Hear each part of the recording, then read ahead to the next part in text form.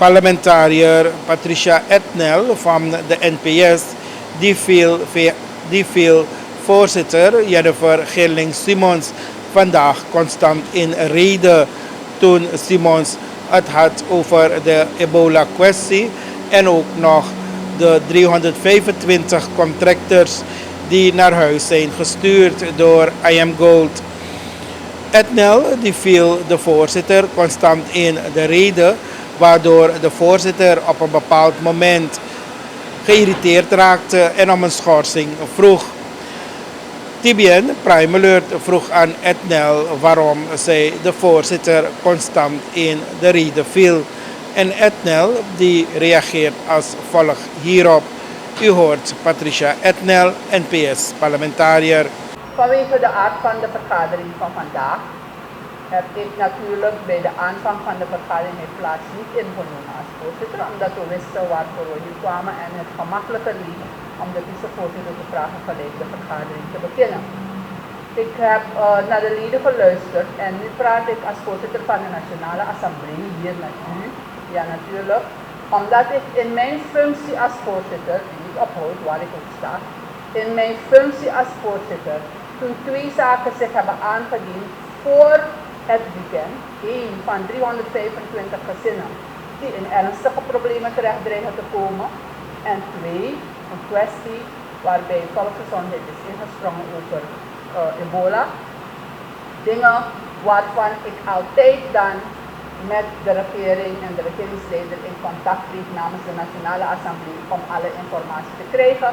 Omdat we natuurlijk ook niet kunnen wachten als parlement als er dringende dingen zijn om enige informatie te krijgen. Laat me dan zeggen, dus mijn weekend, ja, ondanks mijn persoonlijke zaken waar ik bij moest zijn, heb ik daarmee doorgebracht.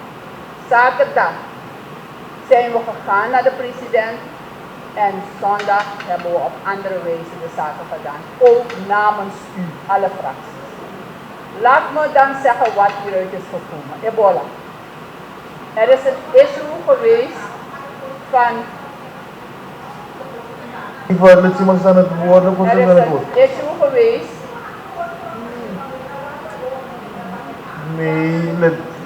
Er is een issue geweest die in ons land eventueel voor een probleem zou kunnen zorgen. Namens de Nationale Assemblée die ik vertegenwoordig, heb ik met de regering contact gemaakt om de informatie voor u te verkrijgen in eerste instantie. Die informatie luidt als volgt. De informatie die de minister van Volksgezondheid in dit geval heeft gegeven, is dat er inderdaad een passagier zat op een vlucht die niet uit de Congo afkomstig was, maar uit Amsterdam. Lid Etnel gaat waarschijnlijk straks alles opnieuw vragen, want ze hoort. Nee, ja, goed. Lid, voorzitter, mag ik een schorsing? Lid Etnel. Voorzitter, mag ik een schorsing? Mag ik een schorsing? Ik schors de vergadering. Dank u wel.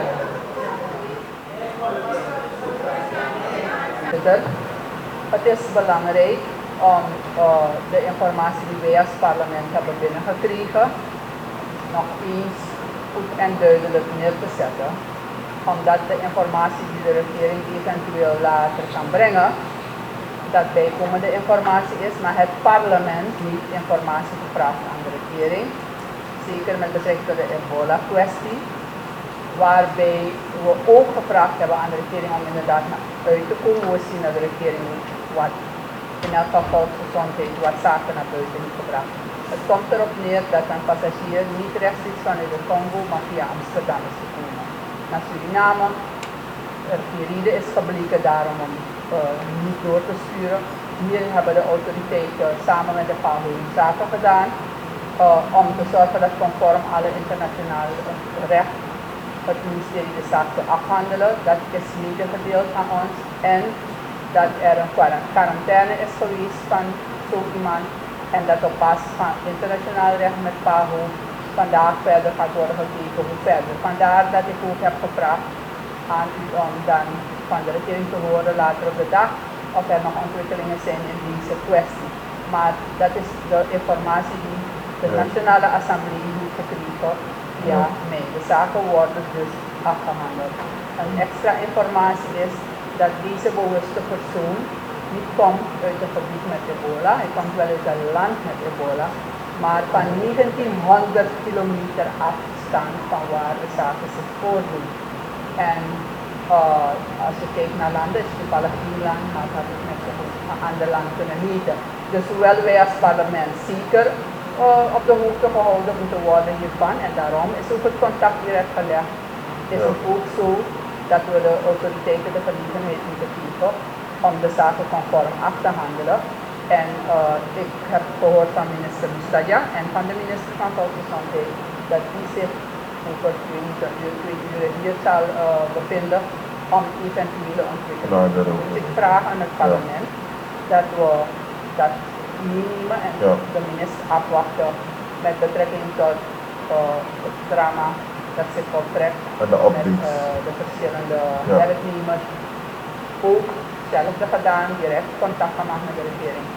We hebben daar begrepen dat het toch een heel gevoelige kwestie is en dat alle actoren bezig zijn met elkaar om te proberen tot het punt te komen waar we hopen dat de contractors het terecht kunnen krijgen dat ze weer aan het werk kunnen en hun familie weer kunnen verzorgen.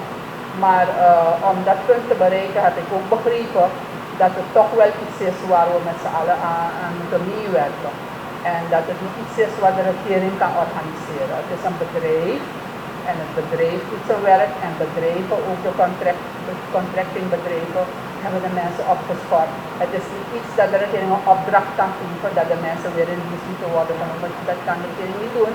Dus wat de regering moet doen, wat wij van de regering verwachten en wat wij aan de president hebben aangegeven, is dat alle middelen die de regering heeft om met de mensen in overleg te treden om de situatie te normaliseren voor de lokale bevolking, voor de mensen die daar werken en de mensen die nu in onzekerheid zijn komen te leven en het bedrijf, want het bedrijf moet voor het land natuurlijk voor zichzelf, maar ook voor het land winst maken. En dat is gegarandeerd aan mij dat ik mag doorgeven aan het parlement. Ja, de president hemzelf met de ministers zijn dagelijks ermee bezig.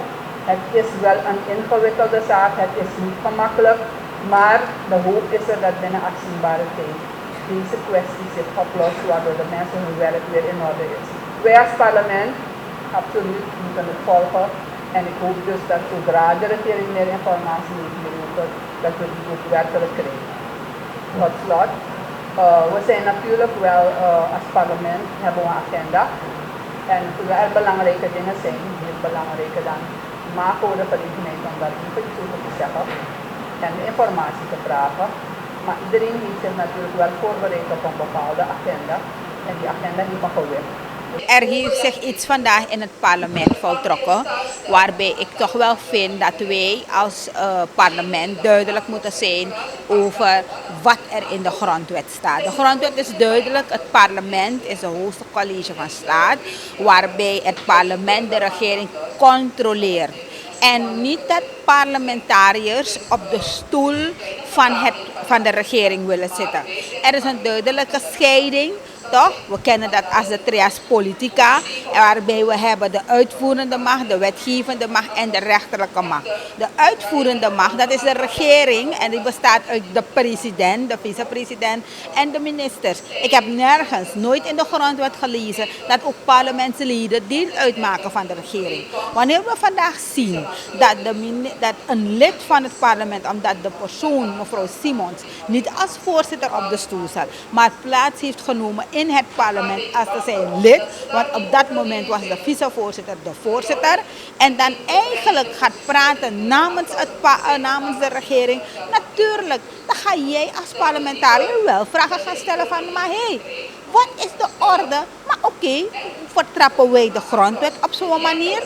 Toch? We hebben een minister van Natuurlijke Hulpbronnen. We hebben een minister van Volksgezondheid. En laat me er ook dit van zeggen, ze krijgen het geld om te werken. Toch? Het is niet dat ze gratis daar zitten. Ze zitten met een heel team. Ze hebben nog de lijfwacht die ze bewaken. Ervoor te zorgen dat ze, als ze sneller willen komen naar het parlement, dat het verkeer aan de kant voor ze mag gaan. Toch? Dus niemand moet mij komen vertellen dat ze niet naar het parlement kunnen komen en dat soort dingen. Wanneer het parlement ze laat roepen in een openbare vergadering, dat dient de regering aanwezig te zijn. Het is verschrikkelijk dat iedere keer wanneer er vragen worden gesteld door het parlement aan de regering, dat de regering helemaal niet komt. En dan hebben we dan coalitieleden in de vorm van de voorzitter, in de vorm van de vicevoorzitter of leden, dat zij van de coalitie, dat zij antwoord komen geven voor de regering. Dat ding moet stoppen. Toch? En mevrouw Simons, die dacht dat ze als lid de regering dat zij voor de regering mocht praten. En natuurlijk, dan ga ik wel als er zijn één die gestudeerd wordt aan de semi-waka en mi sap aan grondwet, dan ga je vragen stellen. En dan heb je dan dat de voorzitter op dat moment, meneer Bouva, van dat soort uitspraken doet als zou ik de orde verstoren. De hele orde is reeds verstoord dat jij mevrouw Simons het woord geeft om namens de regering te praten. Daar heb jij de hele orde al verstoord. Dus het is erg dat dit soort dingen zich voordoen in het parlement. En weet je, daarom zegt men van ja, het parlement lijkt op een poppenkast. En we moeten ophouden dat dit soort zaken zich leven in die samenleving. Er is een regering. Zij voeren uit. Zij doen het. Zij regeren. Laten ze ons komen vertellen wat ze doen. En laten we ze aan de tand voelen. Want daarvoor zijn we als parlement. We zijn volksvertegenwoordigers. Gekozen namens het volk om te controleren dat de regering die gekozen is via het parlement, dat zij hun werk naar behoren en goed doen. En als dat niet gebeurt, nou, dan ga je mijn mond horen, ja. Maar als de waarnemend voorzitter op de stoel zit van de voorzitter en de voorzitter zelf is nog in de zaal, heeft zij nog recht tot spreken? Dus daarom heb ik ook gevraagd aan de voorzitter of dat kan. Is dat een orde? Want dat kan niet. Je kan niet twee voorzitters hebben die praten in een vergadering. Dat wil zeggen, je hebt de know-how, de kennis die er staat over vergaderingen. Niet begrepen, want tijdens een vergadering is er maar één voorzitter. Er kunnen niet twee voorzitters zijn, het bestaat niet. Hoe heeft de waarnemend voorzitter volgens u dan gehandeld in deze? Nou, hij heeft zijn eigen handeling ontdekt, toch? De handeling die hij denkt dat goed is. En ik weet niet of ik het een NDP-handeling moet noemen. Toch? Want als je de media komt, plotseling hoor je ook dat de president niet kan functioneren. Dat zie je, de VP is gewoon waarnemend president, terwijl de president aanwezig is in het land. Dus je ziet dat zij creëren hun eigen manier van besturen. Zij heeft hun eigen draai aan zaken. Tijge, jongen. Dus dan vraag je je eigen af van, hey, luister nou, hoe kan dat? En dan hoor je dat de voorzitter zegt, ja, mevrouw Simon heeft informatie van de regering, omdat ze in de hoedanigheid als voorzitter van het parlement, dat zij dan een informatie heeft gehad van de regering en het wil delen met ons. Luister, dan mag ik ook als lid ook informatie van de regering gaan inwinnen en mag ik het ook delen met het parlement. Wanneer de voorzitter gekozen aangeeft dat zij informatie wil geven, dan moet zij dat doen in een huishoudelijke vergadering. Of ze moet de vicevoorzitter zeggen om de stoel te verlaten van voorzitter, dan gaat ze daar zitten en dan gaat ze ons die informatie geven. En dan kunnen wij zeggen ja of nee. Maar je gaat niet zo'n constructie formuleren in een vergadering. Het kan niet. Wat de fractieleider van de NDP zei? Nou, kijk, die zegt een heleboel dingen waar ik me soms echt wel afvraag van, waar is de kennis dat mensen gekozen zijn? Weet je, ik denk dat de fractievoorzitter of de fractieleider van NDP, Amap Saskoro, Amap Tekleri en Amap Sabi, als er een trias politica is er een trias politica. Er is een scheiding der machten. Als er een voorzitter is er een voorzitter. Als je gekozen bent, als jij zegt dat jij als gekozen voorzitter meneer X de stoel geeft om op dat moment de vergadering te leiden, dan is die persoon de voorzitter. Op dat moment, dan leidt hij de vergadering. En als jij vindt dat je als voorzitter wil praten, dan moet je de persoon die de vergadering leidt aangeven een schorsing te nemen. Dan ga jij op de plaats zitten, dan ga je als voorzitter de vergadering leiden. Maar op dat moment dan ben je als lid van het geheel en dan moet je als zodanig ook jouw job uitoefenen. Want anders creëren we chaos. Is de vicepresident dan zoek? Ik denk dat de vicepresident aan een hele tijdje zoek is. Hij een hele tijd terugkwam en een heleboel Django hier spelen in het parlement. Toch? Weet je, ik koos me, ik val me in de reden aan. Totdat we hem ook hebben laten zien van, hey, luister, hier is het parlement. Wanneer jij vindt dat je wil praten, dan moet je RVM uitschrijven. Dan ben jij daar de baas, dan mag je zeggen wat je wil. Toch? Maar hier hebben wij de leiding. Ja, en plotseling zien we hem niet meer. Kijk, zulke belangrijke issues die spelen. We hebben dat van I Am Gold. We hebben dat van een Suralco. Toch? Alcoa is ook op de wetten. We hebben dat van die armoede. We hebben dat speel met betrekking tot prijzenbeleid. Weet je hoeveel zaken er spelen? Ja? Maar de vicepresident komt niet hier het volk informeren. Niet eens de president die komt. Ja? En dan heb je dan de coördinator, dat grondwettelijk eigenlijk niet hoort.